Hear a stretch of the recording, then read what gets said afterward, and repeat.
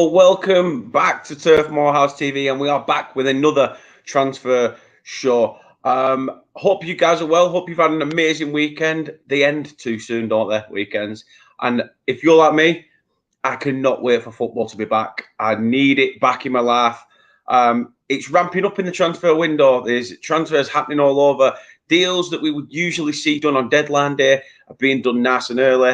And it is nice to see that it's not being dragged out, obviously, as a Burnley perspective, to obviously have a few numbers already in through the door and some names already set to be mentioned, obviously, officially.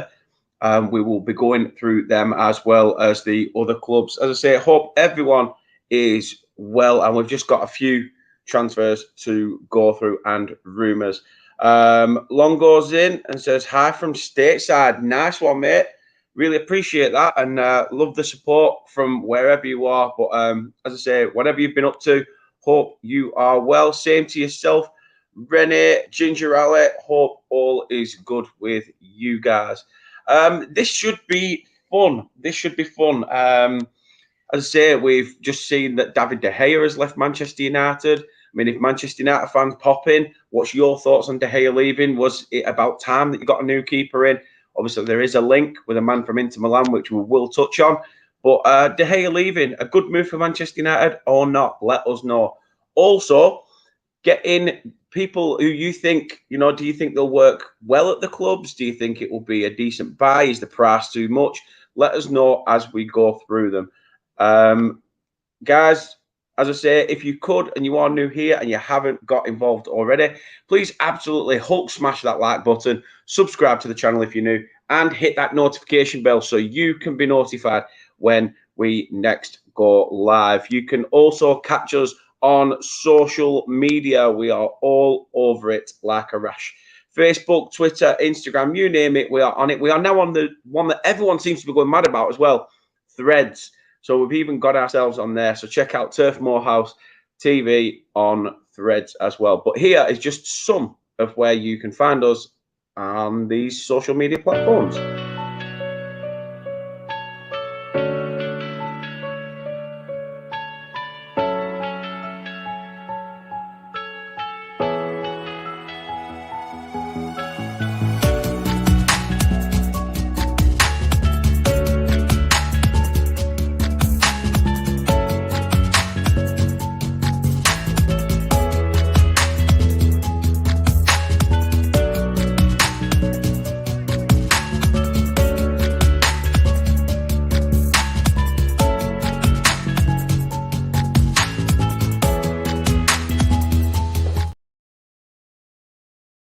Yes, please do check us out on them socials and get yourselves involved.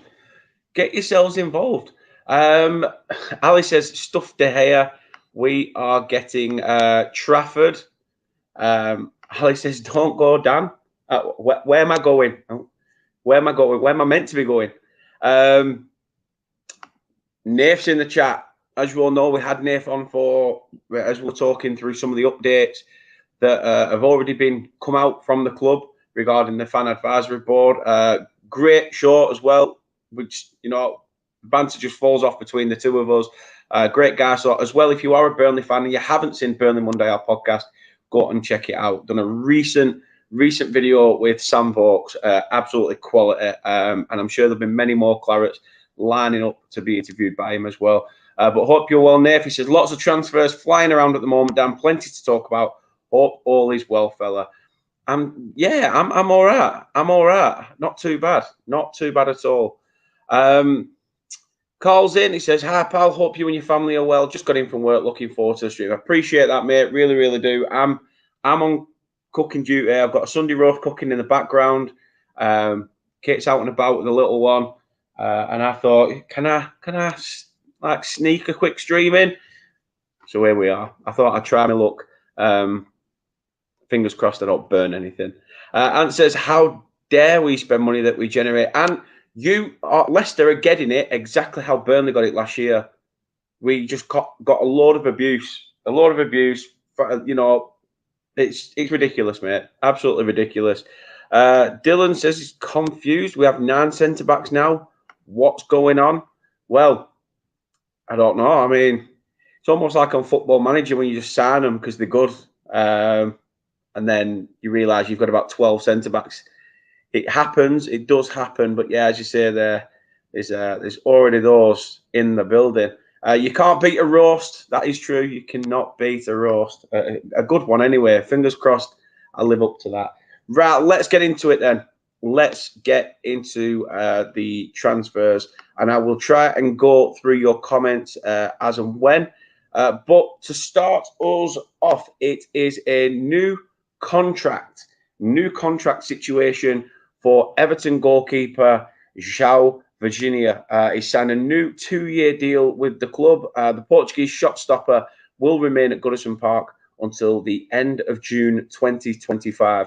He's made 3 appearances for Everton since joining from Arsenal in 2018 and was on loan at Dutch club SR Camber Leeuwarden last season. So he has accepted a new 2-year contract with Everton. And one of the youngsters of England's under-21s is next on the list to chat about. Levi Colwill, who's obviously had a fantastic season last season for Brighton. And Brighton remain interested in signing him. Obviously, Chelsea are going for a bit of a panic sale at the moment, selling players left, right and centre. Brighton do remain interested in bringing the English under-21 centre-back back to the Amex. Chelsea insist the defender is not for sale, though, and is part of their long-term plans. They flatly rejected a £30 million bid from Brighton earlier this summer and want to approach him to discuss a new contract. Colwill, who, as we all know, the other day, massive congratulations to England's under-21s, played an instrumental part in helping England win that under-21s European Championship. He's due to have talks with new Chelsea boss Mauricio Pochettino when he resumes training to find out where he fits into the system at Chelsea and how much playing time he could be given next season. Like I say, he did really well with Roberto De Zerbi's team. The role he was played in at Brighton last year certainly improved him as a player. Will Colwill want to go back to Brighton, or if he's guaranteed game time at Chelsea, is he going to stay? He does have a deal at Chelsea currently until 2025. So, well, they're going to have to stump up the cash if they do want him. And as we all know in football, money talks. Carl says, I hope we bring in a striker. We need one. Yes, we do. I totally agree with that. Dylan says, some centre-back in. He's a real talent, a big talent. Dylan says, I think Bayer may become a CDM with Cullen. That'd be interesting to see. Mrs. B's in the chat as well. How you are? Well, Mrs. B. Hi, Dan. Nice to see you again, mate. I appreciate that. Nice to see you in the chat again. Nice to see you in. Next on the list of transfers then is Folarin Balogun. Chelsea have rumoured to open talks with Arsenal's striker as a search for a new centre-forward continues, according to reports, may I add. He scored 21 goals last season on loan at Liga 1 side Stade de Reims. As we all know, the Will Still story, it's well documented about the 16-game unbeaten run. You don't need me to tell you about it. But obviously, Balogun was instrumental to that success and was scoring for fun. It's reported by Sky Sports News earlier this summer that Inter Milan, AC Milan, RB Leipzig, Monaco and Marseille are still also very much interested in the young Arsenal striker. And, with Gabriel Jesus, with Eddie Nketiah, I mean, is there a place for him in that Arsenal squad? It's looking a little bit bleak.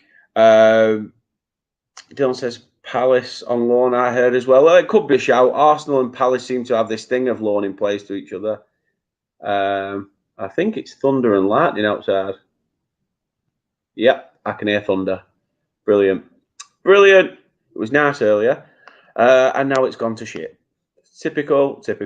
Next on the list then, as people were saying, as the Burnley fans in here will know, Smala Koulibaly is set to become a Burnley player. We've already had the here we go from Fabrizio Romano. He's confirmed that deal is done.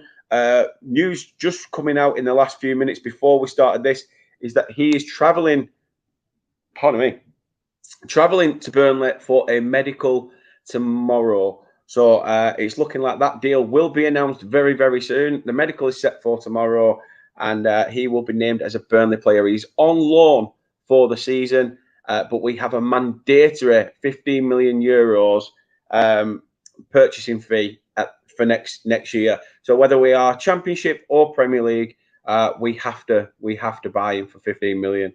But the personal terms are all agreed, agreement to be signed. As I say, everything's done. Have the medical, hold the shirt, and away we go. This is one that's obviously a done deal. Speaking of a player that Burnley were also linked with early, but not anymore, and I think it was just social media doing the rounds, is Romelu Lukaku. Obviously, spent the best part of last season on loan at Inter Milan, and Chelsea are wanting 40 million for the big man up top. They're holding out for that 40 million pound target. He's emerged as a target, funnily enough, for Juventus and Al Hilal. As we all know, the Saudis are spending money like it means nothing. And also, they have had a bid rejected already, have Inter Milan, who want to bring him there on a permanent deal. So this is to be continued with Romelu Lukaku, but it seems that he will not be a Chelsea player by the end of the transfer window. Watch this space. Next up then, it's a player from down the road, down the M65, Adam Wharton. And even just hearing his name, you think, oh, this is going to be such and such a signing. It is. It's a Dash signing, isn't it?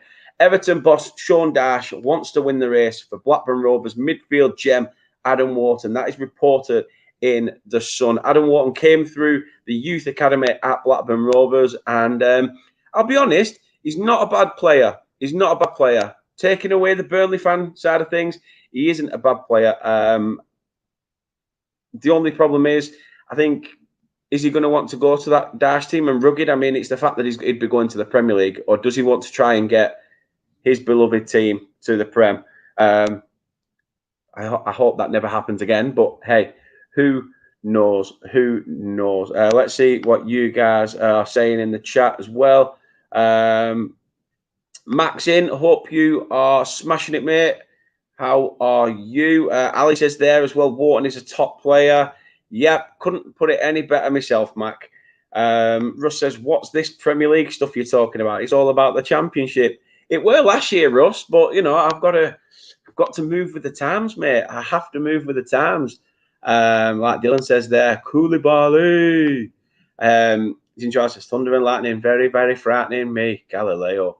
But yes, Wharton is a top player. And another one in the Championship who's expecting to do, you know, pretty all right alongside the likes of Alex Scott at Bristol City. But here's one who's been around the Premier League for a long time, and particularly with just the one club. Didn't really work for him at Manchester United, but it seems to have worked with him at his boyhood club, Crystal Palace. Wilfred Zaha needs to decide what he's doing regarding his future. He's expected to make a decision over his future when he returns from his honeymoon next week.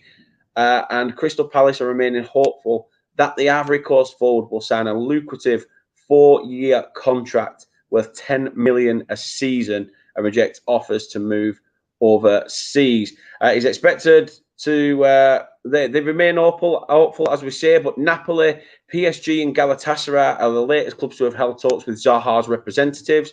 The 30-year-old has already received contract offers from Lazio, Fenerbahce and Al Nassr. It's likely to reject the offer from the Saudi Pro League club, which was worth a staggering 30 million per season. And then we're also hearing now that the team that Steven Gerrard has recently taken over, he's literally interested in bringing Wilfred Zaha to El Fatihak or whatever they're called. And obviously the numbers are ridiculous. I think something like £600,000 a week. It's I don't even know. It works out stupid anyway. Absolutely stupid. But yeah, surely a lot of people, especially Palace fans, will want to see him remain at Selhurst Park. The next one on the list is, again, right up there as a dash signing. Ashley Young. Everton have held talks about signing the free agent. He's recently left Aston Villa, but the former England and Manchester United winger, who can also play at fullback, is available. Talks are ongoing over bringing the 37-year-old, yeah, that's right, 37, to Goodison Park. And Dasher's side of the favourites to complete the signing. He has already turned down, though, offers from Premier League sides and clubs in the Championship. So, again, is Ashley Young waiting for one of those big money moves to Saudi? Time will tell. Sticking with Everton, though, youth defender Ishi Samuel Smith. He's joined Chelsea. The Toffees received a significant compensation fee in this deal, and he's joined Everton from 9 years old. Was a regular for the under-21 side last season, and the England Youth International was also included in Everton's match day squad for the Premier League match against Fulham at Goodison Park this April. Just April just gone. So he must have some sort of talent about him. Moving over Stanley Park, not far towards Liverpool. Liverpool are preparing to make an improved offer of 40 million euros for Dutchman Per Schuurs. That's reported by Tutto Sport. Schuurs has impressed at Serie A side Torino, and the Reds have reportedly already seen a 30 million euro offer knocked back by the Italian club, but now look set to improve their bid for the central defender. Back to Chelsea. As I said, there's lots of players going in and out at Chelsea, but it seems Chelsea have agreed to sell Christian Pulisic to AC Milan. The fee is understood to be around 22 million euros, and Pulisic has been given permission to have a medical and finalise personal terms. Chelsea have also negotiated a significant sell-on percentage for any future transfer. That said, another contract dealing situation is Anthony Robinson. He signed a new 5-year deal at Fulham. He said to the fans of Fulham who have stuck by me, support me ever since I've been at this club, it's been one hell of a ride. I'm going to repay that support with a lot of hard work to improve myself and continue to grow as a team. The director of football, Tony Khan, he came out and said, I'm so glad to announce that Anthony has extended his contract with Fulham following one of the best Premier League seasons in the history of Fulham. It's very exciting to confirm that he will be with us for years to come. And as we know, he's another good young American player to come through and break England. Manchester United, we were talking about the David De Gea keeper situation. He's now officially no longer a Manchester United player. But is this man going to become one? Andre Onana. Apparently United have agreed personal terms with the keeper, but it's now about making sure that they can get a fee agreed. I don't know how all that works still, but United have held a positive round of talks with Inter Milan and are poised to submit a final bid, which is set to be accepted according to Fabrizio Romano. Manchester United want this deal wrapped up. They want Onana to travel to their USA pre-season tour. A man who's been linked as well in many a window, Newcastle. They didn't get their hands on James Maddison, but they have got their hands potentially on Harvey Barnes. Does that spell the end? For Alan St. Maximin? What happens with him? Time will tell, but Harvey Barnes looks like he's going to be a Newcastle player. They're closing in on the signing, according to the Telegraph. He's been a target of West Ham, who had been at the front of the queue, and Villa, but Newcastle have stolen a march. Leicester are thought to value Barnes at around 40 million, with Newcastle hoping to pay close to around 35. But a deal with the Geordies is expected to be agreed. Villa had indicated, as we said, an interest in Barnes, but have not moved as fast as Newcastle. Newcastle are ready and can offer Champions League football to Harvey Barnes as well, even if Villa or West Ham did make a late move. Longo says they're left-footed, right? Any chance Koulibaly switched out wide in a 5 since he saw Young would play 3 centre-backs? Who knows, mate? Who knows? I mean, it depends what sort of tactics company thinks of. I wonder if that's why you got the boys back in early, so that you can work on different tactics, things that we can tweak. I'm not sure. But who am I to question Vincent Kompany after the season we've just had? Russ says there, Dan, only joking, pal. Good luck next season. Shame we couldn't stay up and join you. Yeah, it is. It is. And you did some fantastic work, Russ, with Rotherham as well. Obviously, I know that that's ended for yourself now. So, you know, fantastic work you did there. And it'd be good to see Rotherham do it. It'd be good to see Rotherham do it. Like I say, do a Luton, be that unsung hero and work your way up. Get yourself back up in the divisions. I'm sure it'll be fine. Master, sorry if I missed it, but we still in for a number 9. Any news on Lanky Donkey being kicked out the door? Nothing yet. Nothing yet in terms of Wout Weghorst, but we are apparently still on the lookout for a number 9. It's a watch this space. Anthony's in as well. Says, big up, Dan. Hope you well. Arsenal to win the Prem. Well, I said Arsenal will win the Prem in my predictions. Alice says, Barnes is turning into a donkey. Longo says, good point. It's hard to say what's going on since no news really comes out for the friendlies. Match reports on the club site are just a few words like who scored. Yeah, I'm hoping that improves this year. I'm hoping that will improve this year. I've seen a lot of improvements myself personally from what I'm seeing via the club, but we always know that we can go one better. Fingers crossed the club acknowledge that as well. I'm sure they do. Another player linked with Manchester United. It is Atlanta forward Rasmus Højlund. Positive talks continue between them and Atalanta. Discussions currently centre on the fee and structure of payments. Personal terms are not expected to be a problem, and United are encouraged by Højlund's willingness to join the club. I mean, wouldn't you? Wouldn't you? Oh my God, it's absolutely teaming it down outside.